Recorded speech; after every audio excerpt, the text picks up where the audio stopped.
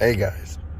So, yeah, that was interesting. Okay, you want the whole story? Yeah, alright, we'll try and give you the whole story here. Let me see if I can do that for you. Alright, so what happened was talking with a guy, and he offered some gas, because I was talking about, well, I'm probably gonna have to get out of here, go get some gas tonight or tomorrow morning. And he said, no, man, you don't have to go anywhere. I got some spare gas. So I went, all right, cool, let's fill her up before noon. Because word was that we had until, or not noon, midnight. Because word was that we had until midnight.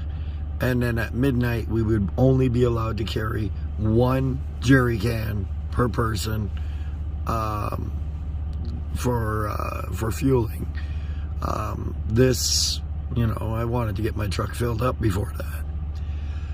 So we ran off, and got the jerry cans, and when we were coming back and we just got back to the truck and we put jerry cans down, we're just getting ready to put the fuel into the truck, I saw the two officers walking up.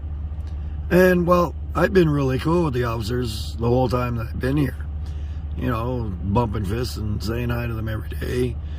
And these were Ottawa Police Services. So I turned around, I saw them coming up. They were slowly sneaking towards us, pretending they weren't looking at us, but I knew they were coming straight for us.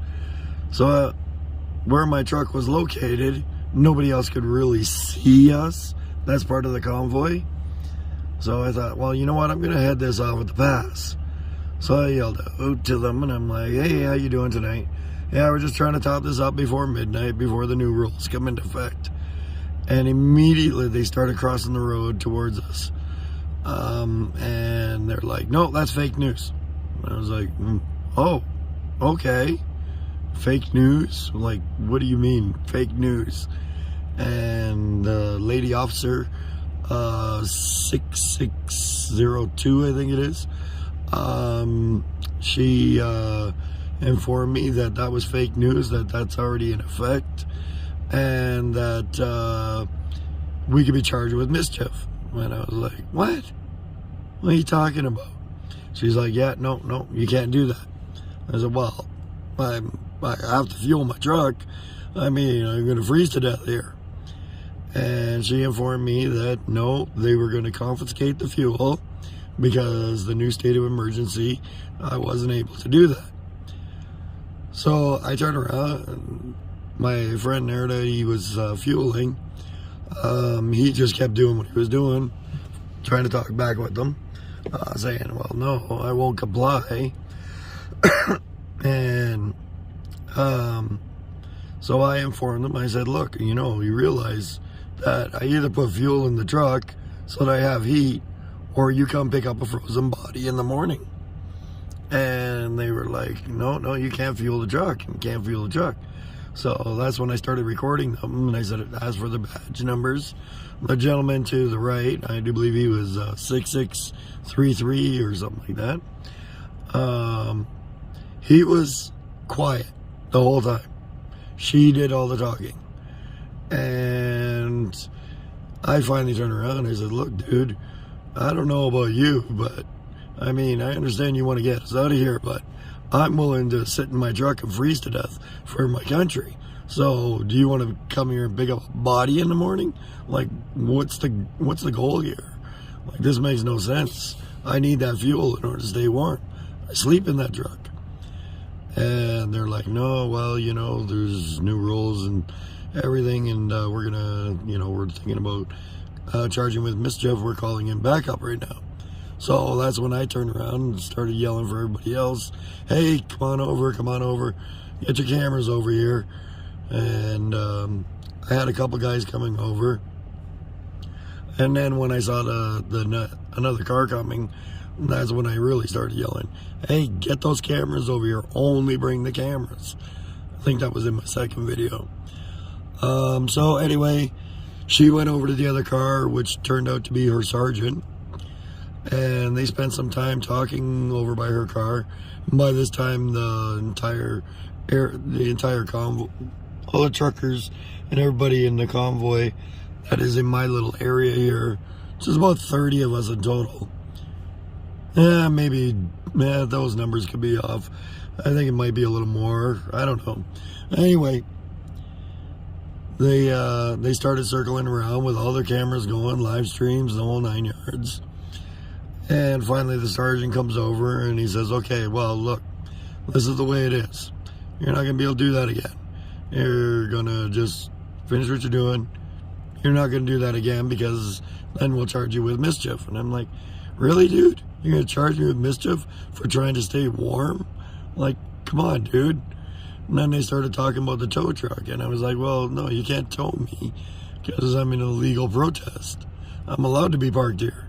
And I'm sleeping in that car, so. And the sergeant said, no, we're not going to press any charges of that. But, you know, there are laws that even if you are in a legal protest, that you can, like, we can still enforce. And I'm like, yeah, but I'm not breaking any laws.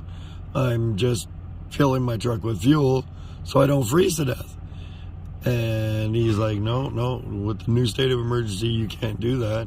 And I'm like, that makes no sense. You'd rather just pick up a frozen body. So I pulled him aside. I said, you know, I understand you have a job to do, but, you know, you got to really start thinking about the humanity in this. You know, we're here trying to fight for our freedoms, you know, the right to choose and stuff like that. This is unreal, dude. He continued on, well, you know, there's still laws you can't break. And I'm like, I'm not breaking any laws. Fueling my truck is not breaking any laws. And, but he turned around, he said, no, we're just going to leave it alone. And defused it right there. It was the cameras that diffused that. And if it was just me and my buddy there fueling the truck, there was no way we were walking out of that. Not a chance in hell. That woman was on a power trip. Oh my goodness. But yeah, no, very important. When the police want to enforce on you, do not resist. 100%. You need to maintain a level head.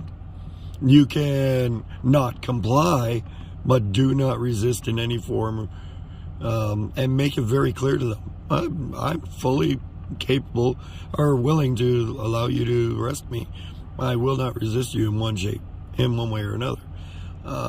So yeah, that's pretty much the gist of it. The cameras pretty much saved my butt there. So yeah, there is some other news as well. The convoy's fuel depot was raided and the police stole the fuel we had. They also took some food, a trailer of food. I guess, I don't know, maybe the homeless were still hungry or the shelter needed more food again. I don't know. Seems really weird, but there's an uneasiness tonight. I don't know if it's because of that situation and stuff, but there's definitely an uneasiness tonight. We kind of have little sentries kind of posted up. Some of these people are just kind of getting warm right now, but we got sentries, like, you know, keeping an eye out.